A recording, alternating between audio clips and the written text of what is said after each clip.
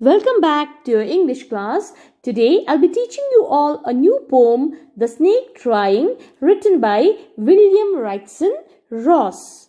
Now, before I start explaining the poem to you all, let me first read it aloud for you all.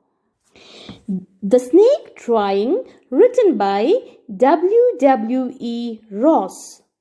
The snake trying to escape the pursuing stick, with sudden curvings of thin long body. How beautiful and graceful are his shapes! He glides through the waterway from the stroke. Oh, let him go over the water, into the reeds to hide without hurt. Small and green, he is harmless even to children.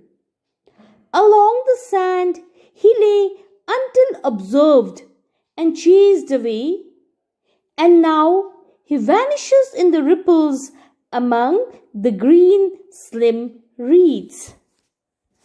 So now let me begin explaining the poem to you all. The snake trying to escape the pursuing stick. Students, in these two lines, the poet says that the snake tries to escape from being hit by the pursuing stick. The word pursuing means chasing or following. So, the snake is trying to escape the stick that is following it. With sudden curvings of thin, long body, how beautiful and graceful are his shapes. Well, in these lines, the poet is trying to let us know that in order to escape the pursuing stick, the snake crawls, and as it crawls, its body twists and turns, forming fascinating, graceful shapes. He glides through the waterway from the stroke. In this line, this word glides means to move. So over here, the poet is explaining that the snake moves through the water in order to save itself from stroke. Students, stroke means hitting of the stick. Oh, let him go over the water into the reeds to hide without hurt.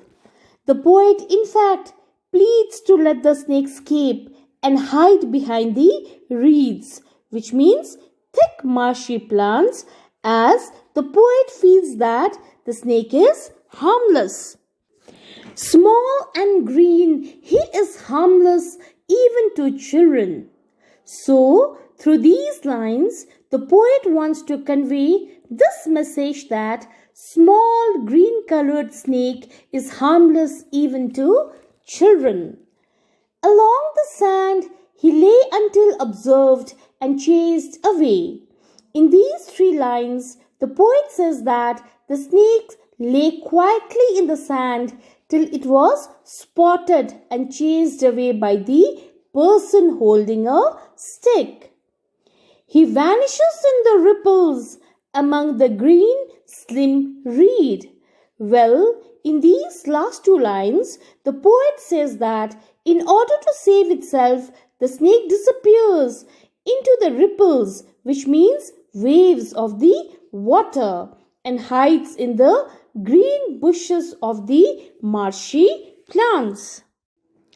Well, students, now in this poem, The Snake Trying, the poet has made use of few poetic devices. So let's discuss about it in detail. The first poetic device is personification.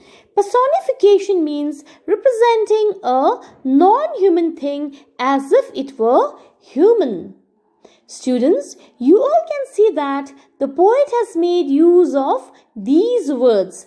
His shapes. He glides. Him go. He is harmless. One more he, that is, he lay. And lastly, he vanishes.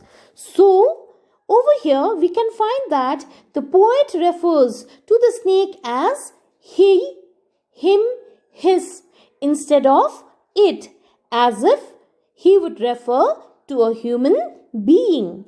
In fact, the poet uses he instead of it. So this is personification, right? The second poetic device used is alliteration. Alliteration means the repetition of a consonant sound in two or more consecutive words. In these lines, oh, let him go over the water, into the reeds, to hide without hurt. Small and green, he is harmless even to children. So over here, students, you can see H word is repeated very often. H for hide, H for hurt, H for he, H for harmless.